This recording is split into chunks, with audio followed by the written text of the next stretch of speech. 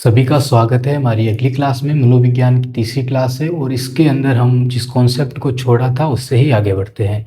हमने आपको कहा था कि वुडवर्थ जो थे उन्होंने कहा था कि मनोविज्ञान ने सबसे पहले आत्मा को त्यागा, उसके बाद मन को त्यागा और उसके बाद चेतना को त्यागा और आज वो एक व्यवहार के रूप में अध्ययन कर रहा है। ये बात क्यों कही और ये जरूरत क्यों पड़ी इस बात को कहने की? क्योंकि उन्होंने मनोविज्ञान का इतिहास देखा है और वर्तमान में वो जी रहे हैं। ठीक है, तो यहाँ पे इस चीज को समझना। हमने पिछली क्लास में इस तरह का एक चित्र बनाया था और हमने कहा था कि ये कौन है, तो आपने कहा कि ये आत्मा है और टीवी में हॉरर मूवी में आपको इसी तरीके से दिखाया भी जाता है। लेकिन हकीकत में क्या आत्मा इस तरह से दिखती है? क्या नहीं दिखती है। ना उनका कोई आकार है, ना उनका कोई रूप है, ना वो कोई दृश्य है। दृश्य मतलब कोई चित्र है, कुछ नहीं है, कभी नहीं देखा जा सका। बात कहाँ से उठी? बात उठती है यूनान से, ग्रीस से। ग्रीक जो सुना होगा यूनान, ठीक है। तो जैसे इंडिया भारत है, इसी तरीके से यूनान ग्रीस, वहां पे उठी बात। काफी दार्शनिक थे वो, लोगों के घरों में जाते, चौराहे पे मिल जाते, लोगों से सवाल जवाब करते, उनके भीतर क्या चल रहा है उसको जानने की कोशिश करते, तर्क वितर्क क्वेश्चन पूछते। अरस्तु की जो प्रश्न वाली प्रणाली थी उसको देखिए आप। वहाँ पे उन्होंने सोचा कि अगर इंसान को समझना है तो उस इंसान की आत्मा को समझना पड़ेगा। मन का यूज़ नहीं किया उन्होंने। उन्होंने कहा कि इंसान को अगर समझना है तो सोल को समझना पड़ेगा, उसकी आत्मा को समझना पड़ेगा। तो हम कह सकते हैं कि सर्वप्रथम यूनान के महान दार्शनिक, यूनान के महान दार्शनिक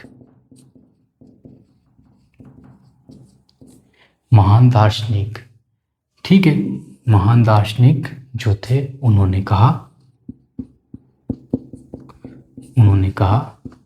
कि इंसान को अगर समझना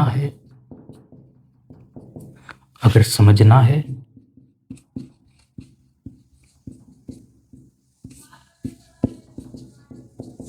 तो उसकी आत्मा को समझना पड़ेगा।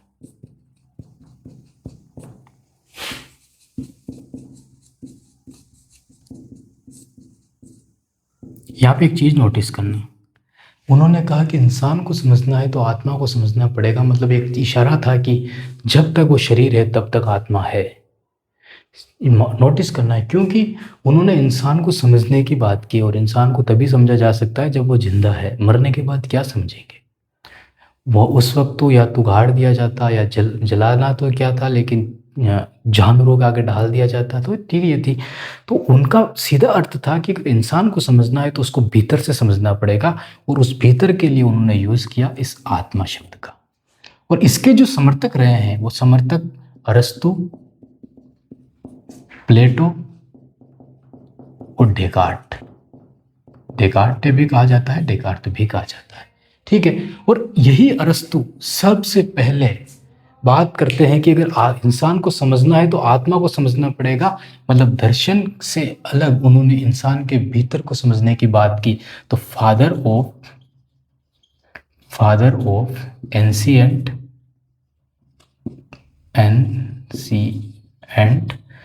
साइकोलॉजी कहा जाता है। क्यों कहा जाता है? इसलिए कहा जाता है इनको क्योंकि इन्होंने सबसे पहले दर्शन शास्त्र से मनोविज्ञान को अलग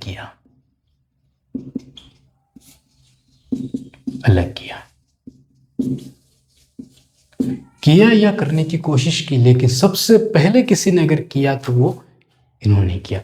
और किस कॉन्सेप्ट के तहत? इस कॉन्सेप्ट के तहत इन्होंने किया। तो लिख लीजिए इसको, फिर आगे चलते हैं।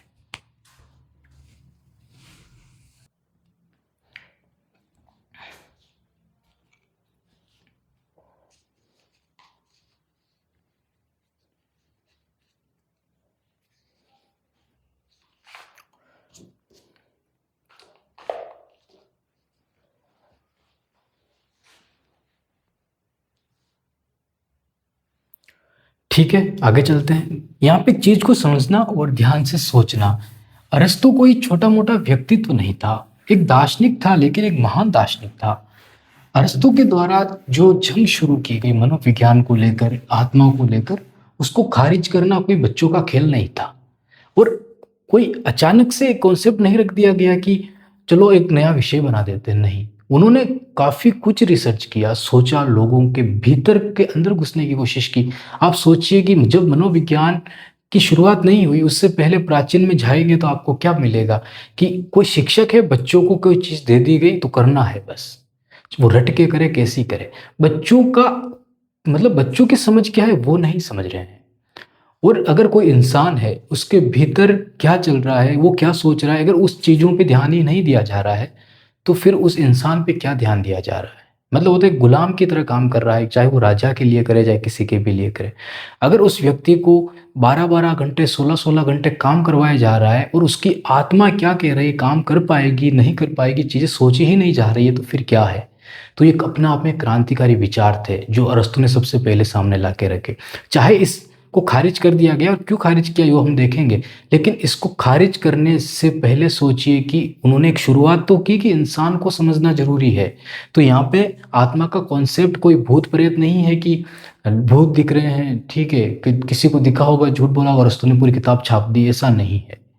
लोगों को समझना पड़ेगा। अरस्तु, प्लेटो, डेकार्ट ने राजा को ये बताया कि राजा कैसा होना चाहिए, ये बातें सब सामने आ रही थी। और इसीलिए एक नया विषय की आवश्यकता थी जिसमें लोगों को समझने की ज़रूरत थी, और उन्होंने सामने ला के रखा। अब समझते हैं कि जो 100 साल पहले, उससे पहले एक चीज़ और देखिए कि हमने साइकोलॉजी लिखा था, ठीक है, साइकोलॉजी लिखा था, हमने कहा था कि साइकी और लोगोस, इसमें इसका जो अर्थ हमने आपको बताया वो आत्मा बताया था। ये आगे चलकर बदल जाएगा, ये मन में बदल जाएगा, और ये अध्ययन अध्ययन ही रहेगा, अध्ययन अध्ययन ही रहेगा। ठीक है, ये चीज हो गई। अब देखना, ध्यान से सुनना और समझना। 100 साल बाद अरस्तु ने सिर्फ इशारा कर दिया, और 100 साल बाद लोगों ने इस पर रिसर्च करना, सोचना शुरू कर दिया। अगर कोई चीज़ है, कोई बॉल है, ठीक है, कोई बॉल है और उसको घर में कहीं फेंक दी जाए, ठीक है, पड़ी है, नहीं मिली, मजबूत है, कुछ नहीं बिगड़ा है, और काफ़ी समय बाद वो बॉल कहीं मिल जाती है, तो क्या उस बॉल का फिर से यूज़ किया जा सकता है? तो किया जा सकता है। बॉल का यूज़ कर रहे थे, जैसे कि बैट है खेलने का, और आपने क्रिकेट खेला, बहुत खेला, और घर पे ला के रख दिया, और आपको कोई अब इच्छा नहीं है खेलने की। कुछ समय बाद कोई नया आता है, बैट चाहिए, और आपके घर में उसको बैट मिलता है, वो उस बैट का यूज़ खेलने के लिए करेगा। यही चीज़ यहाँ पे हो रही है। अरस्तु ने लोगों को सोचने के लिए कहा, चाहे उस पर सोचा नहीं सोचा, काफ़ी हजारों साल पहले की बात है, लेकिन 100 साल बाद इस डेफिनेशन पे वापस बात की जा रही है। तो यहाँ पे इसका अर्थ ये हुआ कि अरस्तु के द्वारा एक एक बात जो पॉइंट उठाया गया उस पर सोचा गया, और सोचने के बाद उसको खारिज किया गया। तो खारिज किया गया ये जरूरी नहीं है, जरूरी है कि उस बात को सोचा गया। ठीक है, तो मतलब इंसानों को पढ़ने की शुरुआत हो गई थी। ये भी है, मन को पढ़ना, इंसानों को पढ़ना, उसके भीतर को पढ़ना, यही है। तो 100 साल बाद 1599 ईस्वी में, ठीक है, कुछ नए वैज्ञानिक आए, और नए वैज्ञानिकों ने क्या कहा? नए वैज्ञानिकों ने कहा कि जो आत्मा है उसका स्वरूप क्या है, आत्मा का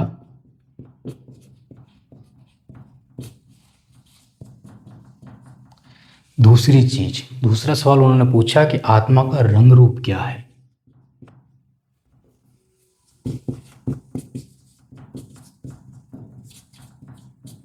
और स्थान।